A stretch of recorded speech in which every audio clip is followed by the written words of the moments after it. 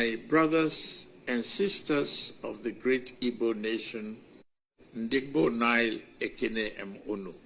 I stand before you today not just as your president, but as a fellow citizen who feels the weight of our shared history and the hope for our collective future. Over the past few months, our nation has navigated a delicate chapter in our judicial and political journey. The conviction and life imprisonment of Mazi Nnamdi Kanu by the Federal High Court in November 2025 was a culmination of a rigorous legal process, a process that tested the resilience of our institutions and the patience of our people. I have heard your voices. I have felt the pulse of the Southeast, the region that serves as the heartbeat of Nigerian commerce, innovation, and industry. I have received delegations from Ohanaeze Ndigbo, held consultations with the Southeast Governors Forum, and listened to the passionate pleas of the Southeast Caucus in the National Assembly. Your message is clear. The quest for peace in the Southeast is inextricably linked to the resolution of Mazi Nnamdi Kanu's fate. Leadership is not merely about the enforcement of laws. It is about the healing of wounds. My administration is not blind to the complexities of our union. We acknowledge the historical grievances, the economic aspirations, and the cultural pride of the Igbo people.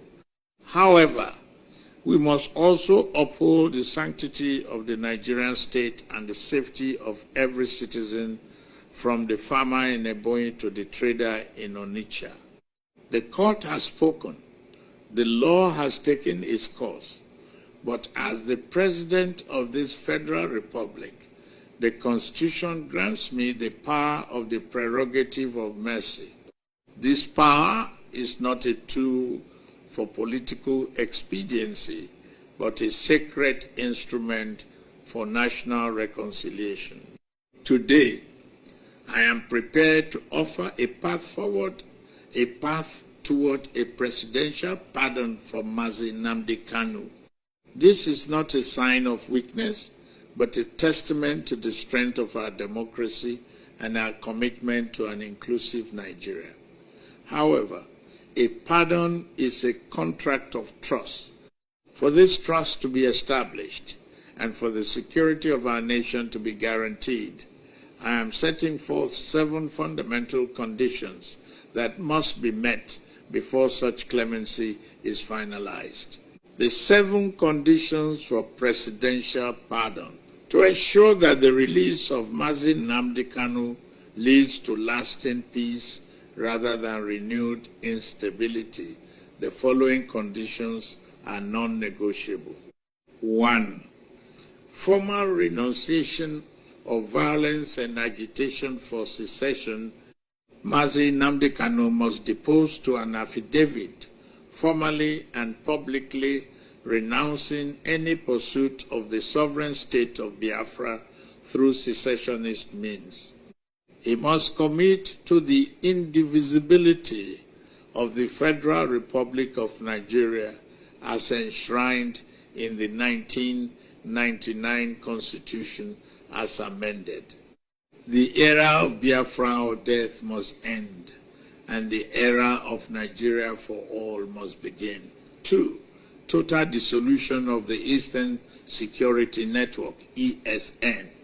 For a pardon to be considered, there must be a verifiable and complete disbandment of the Eastern Security Network and all other paramilitary wings associated with the proscribed IPOB.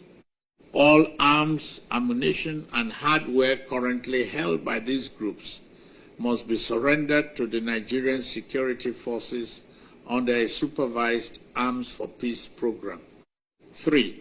Immediate and permanent cessation of sit-at-home orders.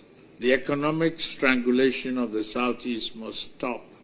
Mazi Nnamdi Kanu must issue a directive to all his followers across all platforms to permanently end the Monday sit at home and any other unauthorized disruptions of public life.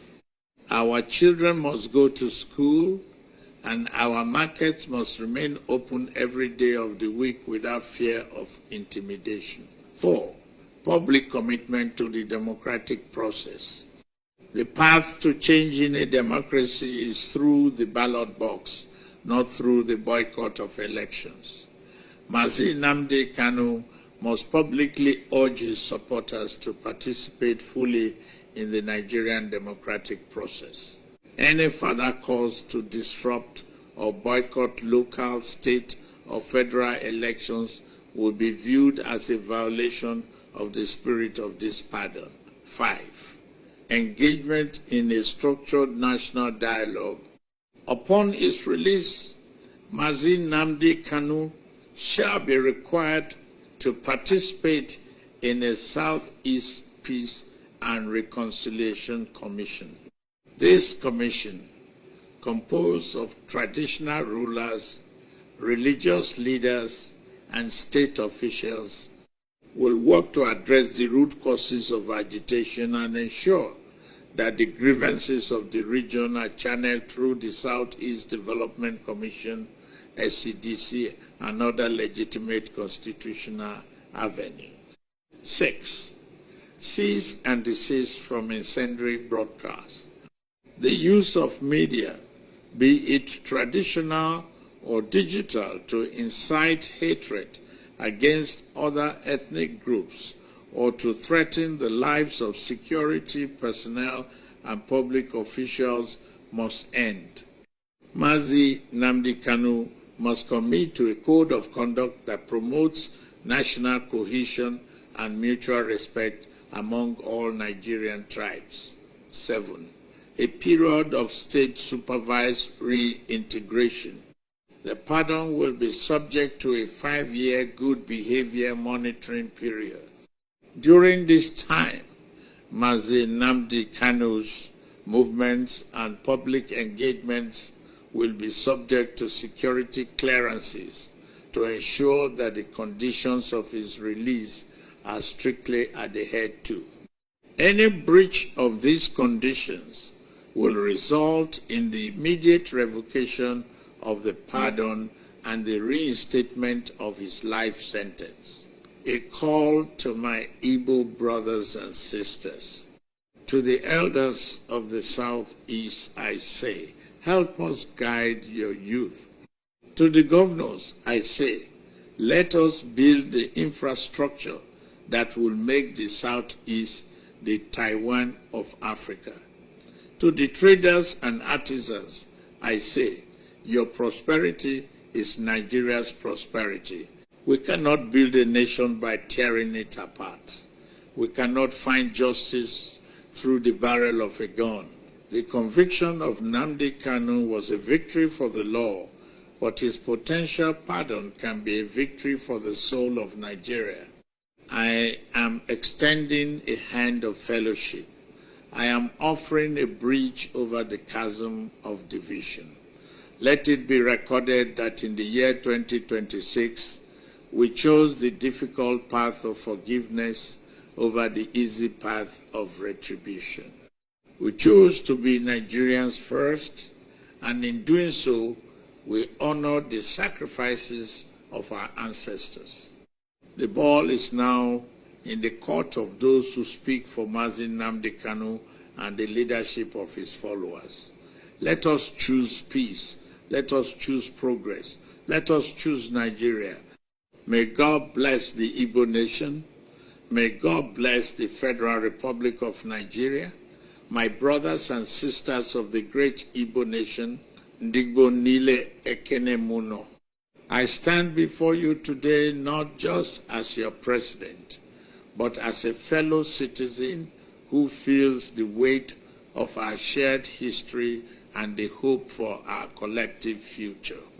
Over the past few months, Our nation has navigated a delicate chapter in our judicial and political journey. The conviction and life imprisonment of Mazi Nnamdi Kanu by the Federal High Court in November 2025 was a culmination of a rigorous legal process, a process that tested the resilience of our institutions and the patience of our people